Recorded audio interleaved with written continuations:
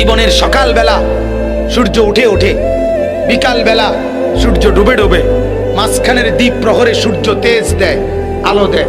ঠিক জিন্দিগির প্রথম বেলা মায়ের পেট থেকে বের হওয়ার পর দুর্বল, এ সময় তো মাত্র সবল হইতে হইতে সবল হয়, আবার কিছুদিনের মধ্যেই আবার সবল দুর্বল হইয়া বৃদ্ধ হইয়া যায়। মাঝখানের টাইম তো অল্প কয়দিন, দ্বীপ প্রহর।